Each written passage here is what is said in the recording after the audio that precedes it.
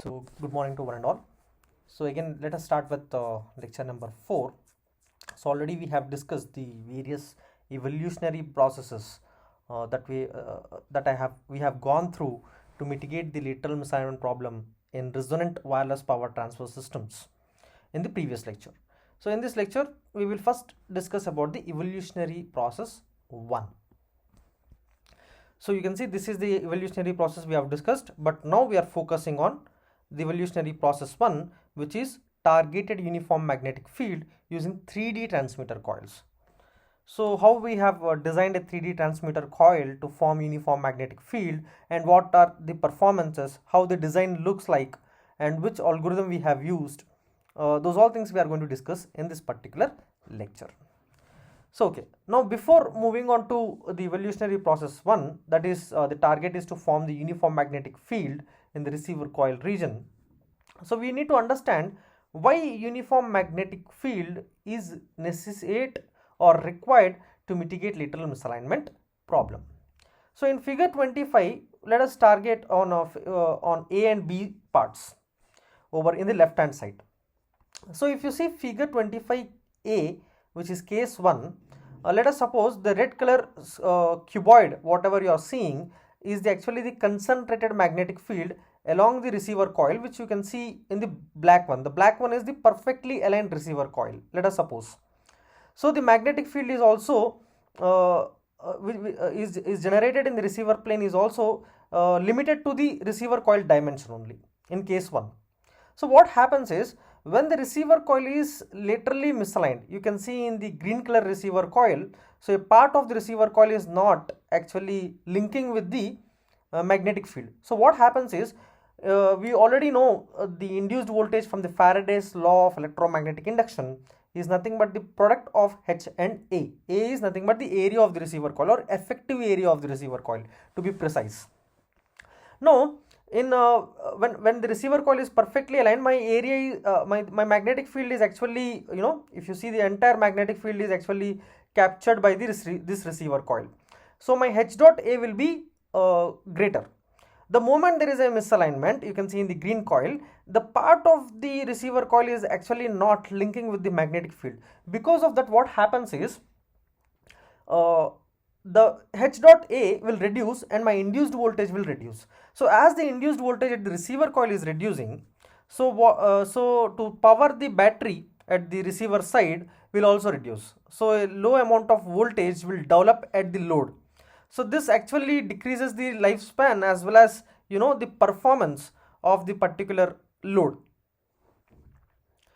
Now in case 2, what we have done is, let us suppose if I increase the uniformity of the magnetic field strength. Now then what happens, under perfectly aligned condition and under misaligned condition in the green color coil, both coils receive same amount of magnetic field, as we can see that. So as both are receiving same amount of magnetic field, what happens is my induced voltage remains constant irrespective of the misalignment. The important note here is, in both case 1 and case 2, my transmitter coil maximum dimension is kept constant. It is not that you increase the transmitter size and increase the uniformity, so the design is improved. No. So in that case, actually you have to compromise with efficiency and losses also. So here our main motto is, we have to keep the maximum side length of the transmitter coil same, and we have to enhance the uniformity. So we have understood from figure 25, case 1 and case 2, that is A and B, that what happens when we stretch the uniformity of the magnetic field. So the same thing I also have done using the MATLAB. So generally, if you can see the C and D, the figure C and D over here. So if you see the figure C, when the receiver coil is perfectly aligned, so it is able to capture the strong magnetic field strength, which is located in the which can be visually seen in the distribution of the magnetic field. The moment there is a misalignment, you can see the dotted circular coil. The moment there is a misalignment, the amount of magnetic field is going to degrade. But whereas if you see in figure 25D, So you can see that I have stretched the uniformity of the magnetic field. So what happens is, under both perfectly aligned and the misalignment receiver coils, both are actually receiving same amount of magnetic field. So my uniformity in induced voltage remains constant. So for both the designs, the maximum side length is kept as 200 by 200 millimeter in this exemplary case. So I hope you understood why we need to target uniform magnetic field to mitigate the lateral misalignment problem. Now this is the proposed design that what we have thought is to design a 3D transmitter coil. So the coil 1 and coil 3, you can see the tilted coils, they have to produce same amount of magnetic field as coil 2 in these locations. So my uniformity of magnetic field would be widely distributed in the entire region of the receiver coil region, so that my car can land among any of the coil. If the car is landing on coil 2 also, it receives same amount of magnetic field. If it lands on coil 1 also, it receives same magnetic field, and if it lands on coil 3 also, it receives same magnetic field. In this way we can stretch the uniformity of the magnetic field, as well as we can provide the user, or the, you can say, the driver over here, a great misalignment tolerance to him to make an error.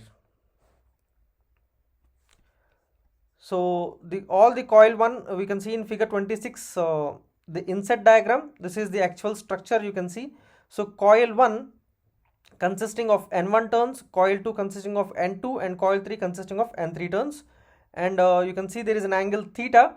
So this is the angle through which we can vary the tilt angle of coil 1 and coil 3. Let us suppose if theta is equal to 0 degree, then what happens is coil 1, coil 2 and coil 3 will be actually a planar coils in the same plane. So the moment you increase the theta value, then what happens is the tilt of coil 1 and coil 3 will increases, so making it into a 3D transmitter coil antenna. So for that what we have done, you can see the equation number 6 over here. This is the magnetic field distributions of a single turn square coil antenna. So using this equation only, I am going to explain how to generate the magnetic field of 2D plot and 3D plot in a MATLAB for both all the three distributions, that is Hx, Hy and Hz. Now after that what we have done is, because the coils are tilted, you can see coil 1 and coil 3, so we have to do something called geometrical translation for determining the induced voltage equations, because the coordinates if you see the coordinate system of the coil 2 is different from coordinate system of coil 1, so we need to do some geometrical translations, and we have reproduced the results of coordinates of both coil 1 and coil 3 in equation number 8 and equation number 9. So the equation number 7 denotes the total magnetic field that we generate, that one can generate at the receiver coil region, because you know the number of turns, if you see these number of turns are actually concentrated number of turns. That means the number of turns are not distributed, rather they are concentrated at the periphery. We can call it as Archimedean coil also. So if you see this N1 into Hx, let us suppose if only one turn is there, then what happens? The current corresponding to that particular turn only will get will be present at the receiver coil. The moment the number of turns become 2, then you have to multiply with 2. If it is 3, you have to multiply with the 3. So because the coil 1 constitutes of number of turns as N1, so it is N1 into Hx1. So similarly N2 into Hx2 and N3 into Hx3. So in this way we can actually evaluate the total magnetic field due of the Hx distribution at the receiver coil region. Similarly Hx and Hy and Hz.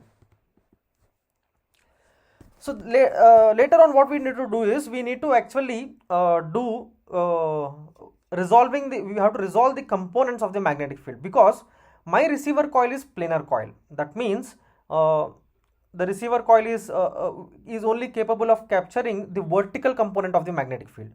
Now if you see the coil 2, the coil 2's vertical component is clearly Hz component, so there is no problem in coil 2.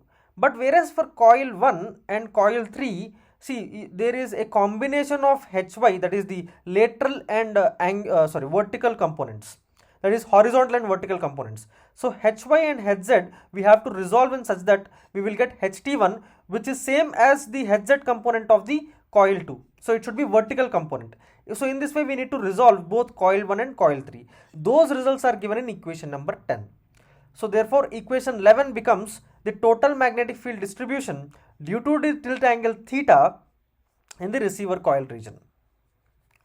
So once we have evaluated HT, then we can also determine the induced voltage using the Faraday's law of electromagnetic induction.